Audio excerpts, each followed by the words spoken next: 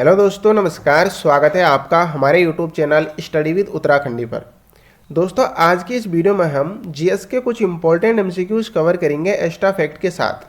ये सारे एमसीक्यूज दोस्तों आपके आगामी एग्जाम्स, आबकारी सिपाही, परिवहन आरक्षी, पुलिस कांस्टेबल, एसआई और आपके जितने भी आगामी एग्जाम्स हैं, चाहे वो यूके ट्रिपल एससी के हो या यूके पीएससी के हो, सभी के लिए ये क्लास काफ़ी ज़्यादा इम्पॉर्टेंट और हेल्पफुल होने वाली है। तो दोस्तों, वीडियो में अंत तक बने रहना और वीडियो को लाइक और चैनल को सब्सक्राइब जरूर करना। तो चलो दोस्तों, बिना किसी देरी किए वीडियो की शुरुआत करते हैं। हमारा आज का पहला क्वेश्चन है, निम्नलिखित में से किसने कश्मीर में शालीमार और निशात बाग की नींव रखी थी? ठीक है, तो दोस्तों शालीमार और निशात बाग ये कहाँ है आपके? ये हैं आपके जम्मू कश्मीर में। ठीक है, जम्मू कश्मीर में कहाँ है? तो जम्मू कश्मीर में है ये श्रीनगर में। ठीक है, और किस झील के तट पे हैं? तो दोस्तों ये हैं डल झील के तट पर। तो क्वेश्चन बन सकता है कि शालीमार बाग और निशात बाग किस झील के तट पर हैं?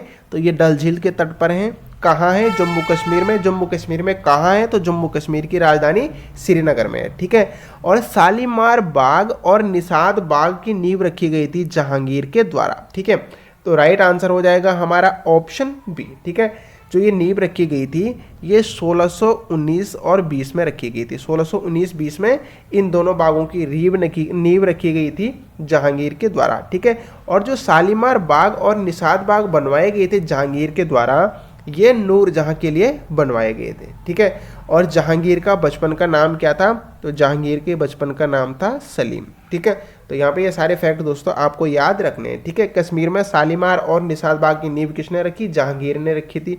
कब रखी थी? 1619 और 20 में रखी थी। शालीमार बाग और निशात बाग कहाँ है? ये आपके जम्मू कश्मीर के श्रीनगर में है। किस झील के तट पर हैं? तो ये डल झील के तट पर हैं। अब क्वेश्चन ये भी बन सकता है कि शालीमार और निशात बाग को जहांगीर ने किसके लिए बनवाया था? तो उसने ये नूरजहां के लिए बनवाया था। ठीक है, और जहांगीर का बचपन का नाम क्या था? सलीम। बढ़ते हैं अगले क्वेश्चन की तरफ। अगला क्वेश्चन है हमारा, मुगल वंश की निम्नलिखित में से किस इमारत के डिजाइन और वास्तुकला से अहमद उस्ताद ईसा खां संबंधित हैं? ठीक है, तो दोस्तों जो अहमद उस्ताद ईसा खां थे ये संबंधित थे ताजमहल से। ठीक है, ताजमहल की वास्तुकला से। तो राइट आंसर हो जाएगा हमारा ऑप्शन ए। ठीक है, जो ताजमहल है दोस्तों इसका निर्माण शाहजहां के द्वारा करवाया गया था। ठीक है, और ताजमहल का जो निर्माण कार्य था दोस्तों वो 1932 में शाहजहां के द्वारा शुरू करवाया गया था। ठीक है, और ताजमहल बनकर तैयार होता है 1952 में। ठीक है, और ताजमहल को यूनेस्को ने विश्व विरासत सूची में शामिल किया था 1983 में। ठीक है, और ताजमहल का दोस्तों जो वास्तुकार था वो कौन था? वो था अहमद लाहौरी। तो ये भी आपको याद रखना है। ठीक है, अहमद लाहौरी। ठीक है, क्वेश्चन बन सकता है कि ताजमहल का वास्तुकार कौन था? ताजमहल का वास्तुकार था अहमद लाहौरी। ताजमहल का निर्माण कार्य कब शुरू हुआ? 1932 में। ताजमहल बनकर कब तैयार हुआ? 1952 में। ताजमहल को यूनेस्को ने विश्व विरासत सूची में कब शामिल किया? 1983 में। ठीक है, अब यहाँ से एक क्वेश्चन और बनता है कि किस शासक के काल को स्थापत्य काल का स्वर्णिम काल कहा जाता है? ठीक है, तो दोस्तों शाहजहां के काल को ही स्थापत्य काल का स्वर्णिम काल भी कहा जाता है। तो ये इंपॉर्टेंट फैक्ट है, ये क्वेश्चन बन सकता है, ये आपको याद रखना है। ठीक है, शाहजहां के काल को स्थापत्य काल का स्वर्णिम काल कहा जाता है। ठीक है, बढ़ते हैं अगले क्वेश्चन की तरफ। अगला क्वेश्चन है हमारा, हुमायूंनामा की रचना किसने की थी? ठीक है, तो दोस्तों यहाँ पे बात हो रही है हुमायूंनामा की रचना की। तो हुमायूंनामा अगर पुस्तक का नाम है तो ये पुस्तक किसकी होगी? हुमायूं के बारे में होगा इसमें। ठीक है, तो हुमायूंनामा किसकी रचना है? ये है हुमायूं की। ठीक है, और इसकी रचना करी थी गुलबदन बेगम ने। ठीक है, तो राइट आंसर हो जाएगा हमारा ऑप्शन डी। ठीक है, और गुलबदन बेगम ने इसकी जो रचना करी थी दोस्तों वो करी थी फारसी भाषा में। ठीक है, तो क्वेश्चन बनता है कि हुमायूंनामा की रचना किस भाषा में की गई है? तो ये फारसी भाषा में की गई है। किसके द्वारा की गई है? गुलबदन बेगम के द्वारा की गई है। हुमायूंनामा किसकी रचना है? तो ये हुमायूं की रचना है। ठीक है, अब इंपॉर्टेंट फैक्ट ये है कि क्वेश्चन यहाँ पे इस तरीके से भी पूछा जा सकता है आपसे कि हुमायूंनामा की रचना किस शासक के काल में हुई थी। ठीक है, तो दोस्तों हुमायूंनामा की रचना गुलबदन बेगम के द्वारा अकबर के, ठीक है, अकबर के शासनकाल में की गई थी। तो ये आपको याद रखना है कि हुमायूंनामा की जो रचना हुई थी वो अकबर के शासनकाल में हुई थी। ठीक है, बढ़ते हैं अगले क्वेश्चन की तरफ। अगला क्वेश्चन है हमारा, आया राम गया नाम नाम से किस अनुसूची को जाना जाता है। ठीक है, तो दोस्तों आया राम और गया राम नाम से किस अनुसूची को जाना जाता है, तो आप नाम से ही समझ गए होंगे, आया राम और गया राम यानी दल बदल। ठीक है, तो दल बदल से किस अनुसूची को जाना जाता है, अनुसूची 10 को। ठीक है, तो राइट आंसर हो जाएगा हमारा ऑप्शन सी। ठीक है, आया राम गया राम यानी जो आया राम गया नाम से जो कहावत है दोस्तों वो दल बदल से संबंधित है। ठीक है, और ये 10वीं अनुसूची से संबंधित है आपका दल बदल। ठीक है, बढ़ते हैं अगले क्वेश्चन की तरफ। अगला क्वेश्चन और काफी ज्यादा इंपॉर्टेंट क्वेश्चन है, बाबर ने वर्ष 1528 में चंदेरी के युद्ध में किसे पराजित किया था। ठीक है, काफी ज्यादा इंपॉर्टेंट क्वेश्चन है। तो एक क्वेश्चन आपका यहाँ पे यही बन गया कि चंदेरी का युद्ध कब हुआ था, 1528 में। ठीक है, अब देखिए दोस्तों बाबर के युद्धों को लेकर अक्सर क्वेश्चन बनते हैं। ठीक है, बाबर ने लगातार 4 युद्ध लड़े थे। ठीक है, 1526 में, ठीक है, 1527 में, 1528 में और 1529 में इसने लगातार 4 युद्ध लड़े। ठीक है, जो 1526 का युद्ध लड़ा था दोस्तों, वो जो 1526 का युद्ध लड़ा था बाबर ने, वो था पानीपत का युद्ध। ठीक है, पानीपत का युद्ध, और ये बाबर ने लड़ा था इब्राहिम लोदी के साथ, और इस युद्ध में बाबर ने इब्राहिम लोदी को हराया था। जो 1526 का युद्ध था उसे पानीपत का युद्ध कहा जाता है। उस युद्ध में बाबर ने इब्राहिम लोदी को हराया था। 1527 में बाबर ने दूसरा युद्ध लड़ा। ठीक है, और वो युद्ध था आपका खानवा का युद्ध। ठीक है, उस युद्ध में बाबर ने राणा सांगा को पराजित किया था। ठीक है, 1528 में बाबर ने तीसरा युद्ध लड़ा, जिस युद्ध को क्या कहा जाता है, चंदेरी का युद्ध। ठीक है, और इस युद्ध में बाबर ने मेदिनी राय को पराजित किया था। ठीक है, और जो चौथा युद्ध लड़ा गया बाबर के द्वारा 1529 में, इस युद्ध को कहा जाता है घाघरा का युद्ध। ठीक है, घाघरा का युद्ध, और इस युद्ध में बाबर ने महमूद लोदी यानी जो अफगान थे उनको क्या किया था, पराजित किया था। ठीक है, तो बाबर ने 4 युद्ध लड़े थे, 1526, 1527, 1528 में लगातार लड़े गए थे ये। 1526 में बाबर ने पानीपत का युद्ध लड़ा था, इसमें इब्राहिम लोदी को हराया था। 1527 में बाबर ने खानवा का युद्ध लड़ा, इसमें राणा सांगा को हराया था। 1528 में बाबर ने चंदेरी का युद्ध लड़ा था, उसमें बाबर ने मेदिनी राय को हराया था। और 1529 में बाबर ने घाघरा का युद्ध लड़ा था, जिसमें उसने महमूद लोदी यानी जो अफगान सेना थी, अफगानों को हराया था। ठीक है, तो बाबर के ये 4 युद्ध हैं, काफ़ी ज़्यादा इंपॉर्टेंट हैं एग्जाम की दृष्टिकोण से। तो ये चारों आपको याद रखने, कब हुआ था, किसके साथ हुआ था और कहाँ हुआ था। ठीक है, तो इन चारों को आपको बिल्कुल याद रखने हैं। अगला क्वेश्चन है हमारा, गंगा और ब्रह्मपुत्र की संयुक्त जलधारा को किस नाम से जाना जाता है। ठीक है, तो दोस्तों गंगा और ब्रह्मपुत्र जो नदियां हैं इनका संगम होता है कहाँ, बांग्लादेश में।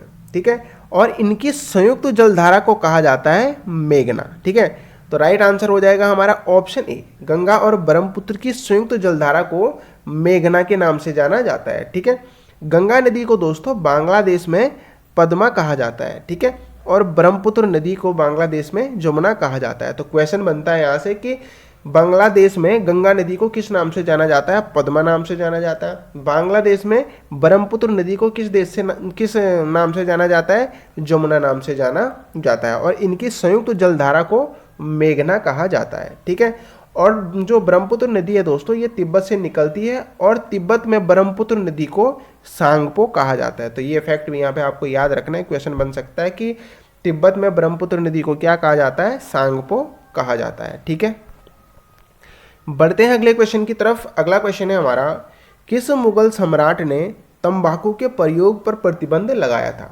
ठीक है, तो दोस्तों 1617 ईस्वी में मुगल सम्राट जहांगीर ने तंबाकू के प्रयोग पर प्रतिबंध लगाया था। तो राइट आंसर हो जाएगा हमारा ऑप्शन डी। कब लगाया था, 1617 में। किसने लगाया था, जहांगीर ने।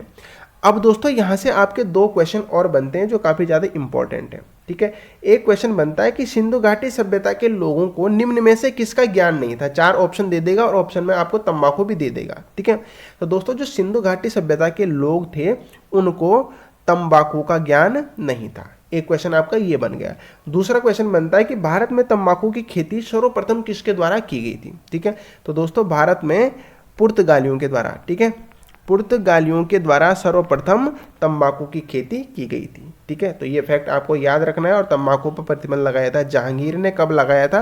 1617 में। ठीक है, अगला क्वेश्चन है हमारा, ब्रिटिश सेना और डच सेना के बीच बेदरा का युद्ध कब हुआ था। ठीक है, तो दोस्तों ब्रिटिश सेना यानी अंग्रेजों और डच यानी नीदरलैंडों के बीच जो बेदरा का युद्ध हुआ था, ये हुआ था 1759 में। ठीक है, तो राइट आंसर हो जाएगा हमारा ऑप्शन ए। ठीक है, बेदरा का युद्ध कब हुआ था? 1759 में हुआ था। किसके बीच हुआ था? ब्रिटिश सेना और डच सेना के बीच हुआ था।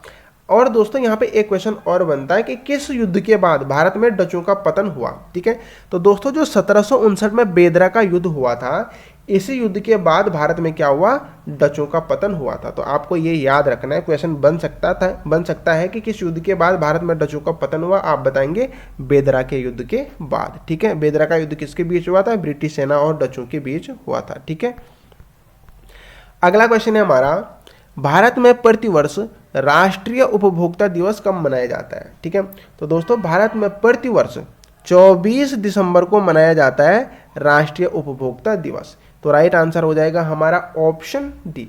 और दोस्तों अगर आपसे पूछा जाए कि विश्व उपभोक्ता दिवस कब मनाया जाता है, तो विश्व उपभोक्ता दिवस मनाया जाता है 15 मार्च को। ठीक है, तो यहाँ पे आपको कंफ्यूज नहीं होना है। ठीक है, राष्ट्रीय उपभोक्ता दिवस पूछे तो 24 दिसंबर और विश्व उपभोक्ता दिवस पूछे तो 15 मार्च। ठीक है, बढ़ते हैं अगले क्वेश्चन की तरफ। अगला क्वेश्चन है हमारा, सिंधु सभ्यता का सबसे पूर्वी पुरा स्थल कौन सा है। ठीक है, तो दोस्तों सिंधु सभ्यता का जो सबसे पूर्वी पुरा स्थल है वो है आलमगीरपुर। ठीक है, तो राइट आंसर हो जाएगा हमारा ऑप्शन ए। ठीक है, आलमगीरपुर कहाँ है आपके? यह है आपके यूपी में। ठीक है, अगर आपसे पूछा जाए कि सिंधु सभ्यता का सबसे उत्तरी पुरा स्थल कौन सा है, यहाँ पे पूर्वी पूछा गया, अगर उत्तरी पूछा जाए कि सिंधु सभ्यता का सबसे उत्तरी पुरा स्थल कौन सा है, तो सिंधु सभ्यता का सबसे उत्तरी पुरा स्थल है दोस्तों मांदा। ठीक है, और मांदा किस नदी के किनारे है? तो ये आपके चेनाब नदी के किनारे है। कहाँ है ये? तो ये है जम्मू कश्मीर में। ठीक है, और अगर पूछा जाए कि सिंधु सभ्यता का सबसे दक्षिणी पुरा स्थल कौन सा है, तो सबसे दक्षिणी पुरा स्थल है दोस्तों दाइमाबाद। ठीक है, और दाइमाबाद है जो ये गोदावरी नदी के तट पर है। और कहाँ है? तो ये आपके महाराष्ट्र में है। ठीक है, तो ये आपको याद रखना। पूर्वी पुरा स्थल कौन सा है? आलमगीर। अगर उत्तरी पूछा जाए तो मांदा, और अगर दक्षिणी पूछा जाए तो दाइमाबाद।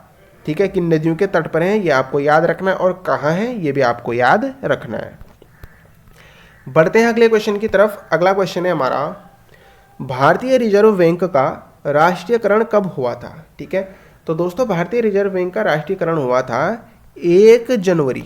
ठीक है, 1 जनवरी 1949 को। तो राइट आंसर हो जाएगा हमारा ऑप्शन सी। ठीक है, और आरबीआई की स्थापना कब हुई थी, यानी भारतीय रिजर्व बैंक की स्थापना हुई थी दोस्तों, कब हुई थी? 1935 में, 1 अप्रैल 1935 को। ठीक है, और जब 1935 में आरबीआई की स्थापना हुई तो इस समय इसका मुख्यालय था कहाँ? कोलकाता में। ठीक है, और बाद में इसका मुख्यालय बनाया गया कहाँ? लाया गया, वहाँ से स्थानांतरित किया गया कहाँ? मुंबई में। ठीक है, तो ये आपको याद रखना। क्वेश्चन इस तरीके से घुमा के पूछ सकता है कि भारतीय रिजर्व बैंक की स्थापना के समय भारतीय रिजर्व बैंक का मुख्यालय कहाँ था, तो उस समय कहाँ था? कोलकाता, बाद में मुंबई लाया गया। रिजर्व बैंक की स्थापना कब हुई? 1935 में। ठीक है, 1 अप्रैल 1935 को हुई थी। ठीक है, और इसका राष्ट्रीयकरण कब हुआ? तो 1 जनवरी 1949 को। ठीक है, बढ़ते हैं अगले क्वेश्चन की तरफ। अगला क्वेश्चन है हमारा, विजयनगर साम्राज्य में आय का प्रमुख साधन क्या था। ठीक है, तो दोस्तों विजयनगर साम्राज्य में आय का प्रमुख साधन था भू राजस्व। तो राइट आंसर हो जाएगा हमारा ऑप्शन बी, भू राजस्व यानी लगान। ठीक है, तो विजयनगर साम्राज्य में आय का प्रमुख साधन था भू राजस्व। अब यहाँ से क्वेश्चन ये बनता है कि विजयनगर साम्राज्य में भू राजस्व को क्या कहा जाता था। ठीक है, तो दोस्तों विजयनगर साम्राज्य में जो भू राजस्व होता था उसको कहा जाता था शिष्ट। ठीक है, तो ये भी आपको याद रखना है, काफ़ी ज़्यादा इंपॉर्टेंट पॉइंट है। ठीक है, बढ़ते हैं अगले क्वेश्चन की तरफ। अगला क्वेश्चन और बेहद ज़्यादा इंपॉर्टेंट क्वेश्चन है, निम्न में से कौन सा राजवंश बंगाल में पौल वंश का उत्तराधिकारी था। ठीक है, तो दोस्तों बंगाल में जो पाल वंश था उसका उत्तराधिकारी था सेन राजवंश। ठीक है, तो राइट आंसर हो जाएगा हमारा ऑप्शन सी। ठीक है, सेन वंश का जो संस्थापक था वो था सामंत सेन। ठीक है, तो क्वेश्चन बनता है कि सेन वंश का संस्थापक कौन था, तो सेन वंश का संस्थापक था सामंत सेन। ठीक है, और इनकी राजधानी थी नदिया। ठीक है, तो ये भी आपको याद रखना है। क्वेश्चन क्या है कि निम्न में से कौन सा राजवंश बंगाल में पाल वंश का उत्तराधिकारी, तो सेन राजवंश था, इसका संस्थापक था सामंत सेन, इनकी राजधानी थी का नदिया। इस वंश का अंतिम शासक था लक्ष्मण सेन। ठीक है, कौन था, लक्ष्मण सेन। तो क्वेश्चन बनता है, ठीक है, सेन वंश का अंतिम राजा कौन था, अंतिम शासक कौन था, तो सेन वंश का अंतिम राजा था या अंतिम शासक था लक्ष्मण सेन। ठीक है, बंगाल का अंतिम हिंदू किसे माना जाता है, ठीक है, बंगाल का अंतिम हिंदू राजा किसे माना जाता है, ये क्वेश्चन बनता है। ठीक है, तो लक्ष्मण सेन को ही बंगाल का अंतिम हिंदू राजा भी माना जाता है। ठीक है, और एक क्वेश्चन यहाँ से और बनता है कि किसने अपने अभिलेखों को, किस राजवंश ने अपने अभिलेखों को हिंदी में उत्कीर्ण करवाया, तो दोस्तों जो सेन वंश है इसने ही अपने अभिलेखों को हिंदी में उत्कीर्ण करवाया था। तो यहाँ पे हमारे कितने क्वेश्चन बन गए, ये सारे आपको याद रखने हैं। ठीक है, बंगाल में पौल वंश का उत्तराधिकारी कौन था, सेन वंश। सेन वंश का संस्थापक कौन था, सामंत सेन। इनकी राजधानी कहाँ थी, नदिया थी। इस वंश का अंतिम राजा कौन था, लक्ष्मण सेन था। बंगाल का अंतिम हिंदू राजा किसे माना जाता है, लक्ष्मण सेन को माना जाता है। किस राजवंश ने अपने अभिलेखों को हिंदी में उत्कीर्ण करवाया था, सेन राजवंश ने। ठीक है, तो इतने सारे फैक्ट हैं, ये सारे आपको याद रखने हैं। बढ़ते हैं अगले क्वेश्चन की तरफ। अगला क्वेश्चन है हमारा, विश्व पर्यावरण संरक्षण दिवस कब मनाया जाता है। ठीक है, तो दोस्तों विश्व पर्यावरण संरक्षण दिवस मनाया जाता है 26 नवंबर को। तो राइट आंसर हो जाएगा हमारा ऑप्शन ए। ठीक है, और अगर विश्व पर्यावरण दिवस पूछा जाए तो 5 जून। ठीक है, तो यहाँ पे दो फैक्ट हैं, दोनों आपको याद रखने हैं, दोनों में आपको कंफ्यूज नहीं होना है। ठीक है, अक्सर एग्जाम में थोड़ा कन्फ्यूजन हो जाता है और जल्दबाजी में आप क्या कर देते हो, गलत आंसर टिक कर देते हो। ठीक है, विश्व पर्यावरण संरक्षण दिवस पूछा जाए 26 नवंबर और विश्व पर्यावरण दिवस 5 जून। ठीक है, अगला क्वेश्चन है हमारा, बहमनी साम्राज्य के विघटन के बाद कितने स्वतंत्र राज्यों का उदय हुआ। ठीक है, तो दोस्तों जब बहमनी साम्राज्य का विघटन हुआ तो उसके बाद 5 स्वतंत्र राज्यों का क्या हुआ, उदय हुआ। ठीक है, तो राइट आंसर हो जाएगा हमारा ऑप्शन सी। ठीक है, और वो 5 स्वतंत्र राज्य कौन थे आपके, बरार, ठीक है, बरार हो गया, ठीक है, बीजापुर हो गया, ठीक है, बीदर हो गया, ठीक है, गोलकुंडा, ठीक है, गोलकुंडा हो गया, और अहमदनगर। ठीक है, तो बहमनी साम्राज्य के विघटन के बाद 5 स्वतंत्र राज्यों का उदय हुआ। वो 5 स्वतंत्र राज्य थे आपके बरार, बीजापुर, बीदर, गोलकुंडा और अहमदनगर। ठीक है, अगला क्वेश्चन है हमारा, मौर्य प्रशासन के अंतर्गत सीता अध्यक्ष किसका उत्तराधिकारी होता था। ठीक है, तो दोस्तों जो मौर्य प्रशासन था उसके अंतर्गत जो सीता अध्यक्ष होता था ये कृषि का अधिकारी होता था। ठीक है, तो राइट आंसर हो जाएगा हमारा ऑप्शन ए। ठीक है, और मौर्य काल में कृषि योग्य भूमि को क्या कहते थे, यहाँ से एक क्वेश्चन ये बनता है। तो मौर्य काल में जो कृषि योग्य भूमि होती थी इसे सीता कहा जाता था। ठीक है, और कृषि विभाग के अध्यक्ष को सीता अध्यक्ष कहा जाता था। ठीक है, तो यहाँ पे ये आपको याद रखना है। ठीक है, यानी जो कृषि विभाग का अधिकारी होता था उसे सीता अध्यक्ष कहा जाता था, और मौर्य काल में कृषि योग्य भूमि को सीता कहा जाता था। ठीक है, बढ़ते हैं अगले क्वेश्चन की तरफ। अगला क्वेश्चन है हमारा, पहले भारतीय जिन्हें नोबेल पुरस्कार प्राप्त हुआ था। ठीक है, तो दोस्तों नोबेल पुरस्कार की जो शुरुआत हुई थी वो 1901 में हुई थी। ठीक है, और पहले भारतीय जिन्हें नोबेल पुरस्कार प्राप्त हुआ तो वो थे आपके रविंद्रनाथ टैगोर। ठीक है, तो राइट आंसर हो जाएगा हमारा ऑप्शन डी। ठीक है, रविंद्रनाथ टैगोर को 1913 में नोबेल पुरस्कार दिया गया था। ठीक है, अगर आपसे पूछा जाए कि दूसरे भारतीय जिन्हें नोबेल पुरस्कार प्राप्त हुआ तो दूसरे भारतीय थे सीवी रमन। ठीक है, और इनको 1930 में नोबेल पुरस्कार प्राप्त हुआ था। ठीक है, नोबेल पुरस्कार की शुरुआत मैंने आपको बताया 1901 से हुई थी, और जो नोबेल पुरस्कार दिया जाता है वो एल्फ्रेड नोबेल की स्मृति में दिया जाता है। ठीक है, अगला क्वेश्चन है हमारा, नालंदा विश्वविद्यालय में रत्न सागर क्या था। ठीक है, तो दोस्तों नालंदा विश्वविद्यालय में रत्न सागर क्या था, पुस्तकालय था। ठीक है, तो राइट आंसर हो जाएगा हमारा ऑप्शन डी। ठीक है, और नालंदा विश्वविद्यालय के संस्थापक कौन थे।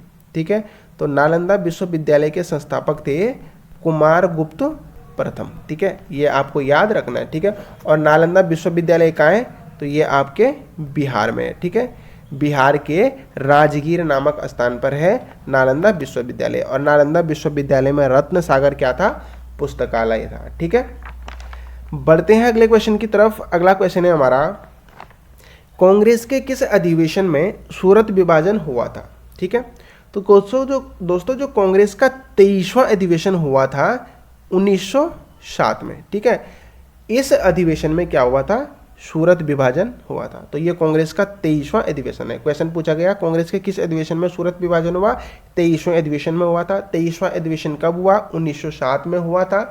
और जो 23वां अधिवेशन हुआ था कांग्रेस का, इसकी अध्यक्षता करी थी रास बिहारी बोस ने। ठीक है, रास बिहारी बोस। तो क्वेश्चन बनता है कि कांग्रेस के 23वें अधिवेशन की अध्यक्षता किसने करी, रास बिहारी बोस ने। 23वां अधिवेशन कब हुआ, 1907 में हुआ। कहाँ हुआ था, सूरत में हुआ था। ठीक है, और कांग्रेस के किस अधिवेशन को में सूरत का विभाजन हुआ, तो 23वां अधिवेशन था जो। ठीक है, इस अधिवेशन में कांग्रेस 2 दलों में बट गई थी। ठीक है, गरम दल एक तरफ गरम दल के कार्यकर्ता हो गए थे, नेता हो गए थे, और दूसरी तरफ नरम दल के। ठीक है, तो इसी अधिवेशन में कांग्रेस का क्या हुआ था, विभाजन हुआ था।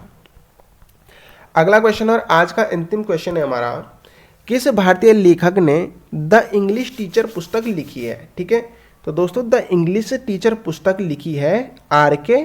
नारायण ने। ठीक है, तो राइट आंसर हो जाएगा हमारा ऑप्शन बी। तो दोस्तों ये थे हमारे आज के कुछ इंपॉर्टेंट MCQs। आशा करता हूँ आपको वीडियो अच्छी लगी होगी। अगर आपको वीडियो अच्छी लगती है तो आपसे रिक्वेस्ट है, वीडियो को लाइक और चैनल को सब्सक्राइब जरूर करें। हो सके तो वीडियो को ज़्यादा से ज़्यादा अपने दोस्तों के साथ शेयर करें। Thank you.